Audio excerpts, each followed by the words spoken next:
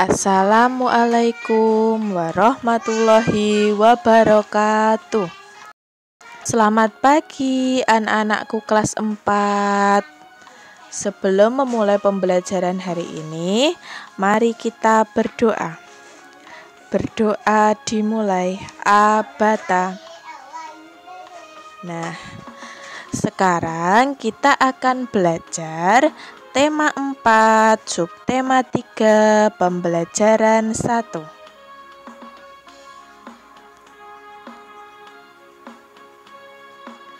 Tahukah kamu seorang pendongeng? Pendongeng adalah orang yang menyampaikan dongeng kepada orang lain. Mendongeng adalah pekerjaan orang tua Sani, temanku. Apa pekerjaan orang tuamu?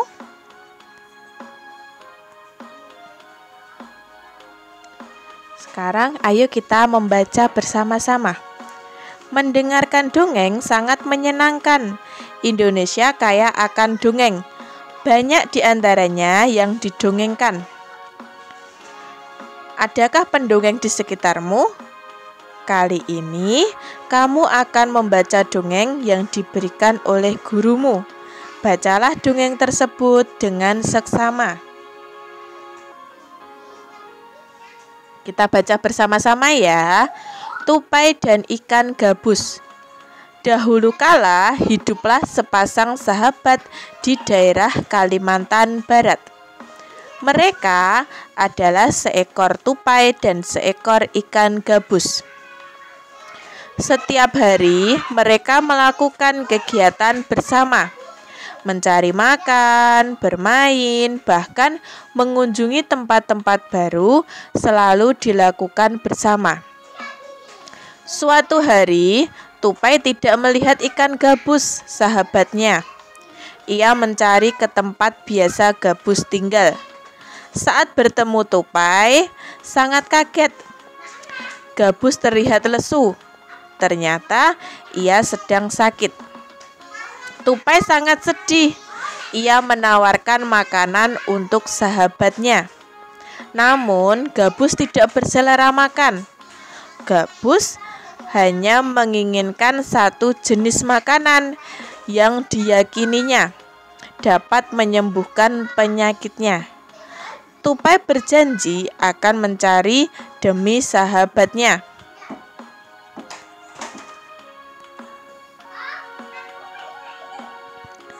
Setelah gabus mengatakan makanan yang dapat menyembuhkan penyakitnya, tupai sangat kaget. Ia harus mencari hati ikan hiu. Ikan hiu sangat ganas. Tidak terpikir olehnya ia bisa mendapatkannya. Namun, tupai bertekad untuk mendapatkannya. Ia ingin sahabatnya sembuh. Tupai kemudian melompat dari satu pohon kelapa ke pohon kelapa lainnya yang dekat dengan tepi pantai. Saat menemukannya, ia melubangi satu kelapa dan membiarkan airnya habis. Kemudian sang tupai masuk ke dalam kelapa. Angin kencang membuat kelapa jatuh ke pantai dan ikan hiu memakannya. Di dalam perut ikan, tupai kemudian keluar dari kelapa dan menggigit hati ikan hiu. Ikan tersebut mencoba bertahan sampai kehabisan tenaga. Ombak besar membawa ikan hiu ke tepi pantai. Saat itulah tupai keluar dari mulut ikan hiu dan membawa hati ikan kepada sahabatnya. Sampai di tempat ikan gabus, tupai kemudian memberikan hati ikan hiu untuk dimakannya. Beberapa hari kemudian, tupai melihat sahabatnya segar kembali. Betapa senangnya tupai melihat ikan gabus sehat seperti sedia kala.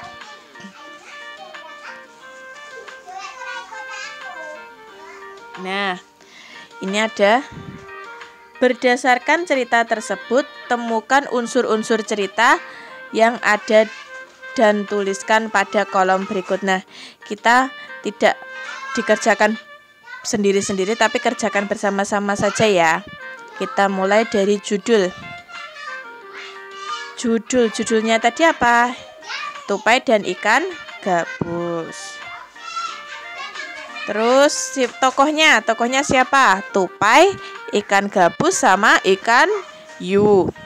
Sifat tokohnya gimana? Tupai suka menolong dan tanpa pamrih. Ikan gabus tidak peduli dengan orang lain. Terus tempat, tepi pantai di Kalimantan Barat. Awal cerita, ikan gabus sakit dan tidak mau makan. Kemudian tupai menolongnya untuk mencarikan makanan yang ia inginkan, yaitu hati ikan hiu. Akhir ceritanya, tupai berhasil mendapatkan hati ikan hiu dan ikan gabus bisa kembali sehat setelah memakannya. Pesan moral, tolong menolong terhadap orang lain yang sedang mengalami kesulitan. Jadi kita harus tolong menolong pada orang lain yang sedang mengalami kesusahan atau kesulitan.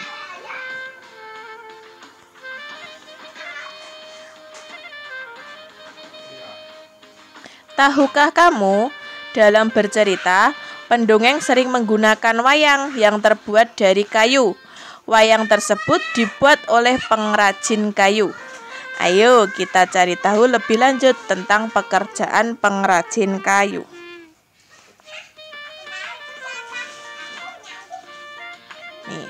Ayo berdiskusi. Dayu mempunyai teman yang bernama Beni. Pekerjaan ayah adalah pengrajin kayu. Mau tahu apa saja yang dilakukannya? Ini cerita Beni. Bacalah teks berikut dalam hati. Kita baca bersama-sama saja ya. Pekerjaan ayahku adalah pengrajin kayu. Ayahku membuat meja dan kursi. Untuk menghasilkan kursi, awalnya ayahku membeli kayu, memotongnya, membentuk menjadi kursi, menghaluskan, lalu mengecatnya. Waktu yang dihabiskan untuk membuat kursi kurang lebih 1 minggu. Ayahku menjual meja dan kursi buatannya ke toko mebel. Di toko mebel itulah orang-orang bisa membeli meja dan kursi buatan ayahku. Nah, dari cerita tadi, cerita slide sebelumnya, itu ada pertanyaan yang nanti kalian kerjakan. Setelah itu difoto, dikirim ke guru masing-masing ya. Nih pertanyaannya. Nomor 1, produk apa yang dihasilkan oleh ayah Beni? Nomor 2, apakah pekerjaan ayah Beni termasuk menghasilkan barang atau jasa? Jelaskan alasanmu. Nomor 3, apa saja yang harus dikerjakan oleh pengrajin kayu? Nah, sekarang slide selanjutnya. Sumber daya alam yang digunakan oleh ayahku adalah kayu. Dari manakah kayu berasal? Apakah kayu tersebut dapat diperbarui? Nih, berikut adalah proses pengolahan kayu menjadi meja dan kursi. Pertama, pohon di hutan. Setelah itu pohon ditebang. Kayu diangkut ke kota. Kayu tadi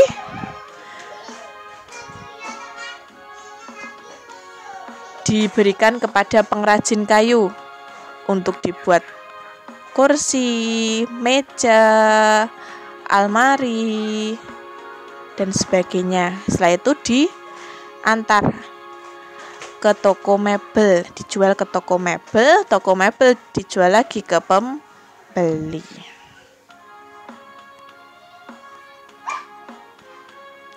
Ayahku mendapatkan kayu untuk bahan baku mebel dari hutan.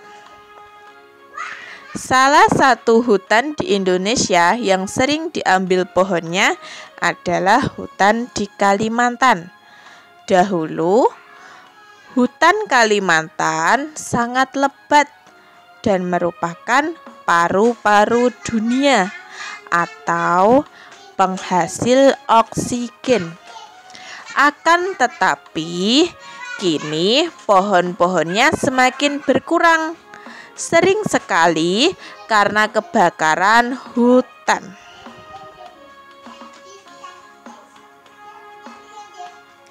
Keberadaan hutan sangat berpengaruh pada pekerjaan seorang tukang kayu. Untuk itu, hutan perlu dijaga kelestariannya. Soal. Nah, soal tadi di slide sebelumnya tadi ya, tentang Dayu mempunyai teman yang bernama Benny tadi. Nah, misalnya nanti di soal ini belum jelas, bisa dilihat di slide sebelumnya. Nanti soalnya ditulis. Setelah itu, setelah selesai dikerjakan, difoto dan dikirim ke guru masing-masing ya.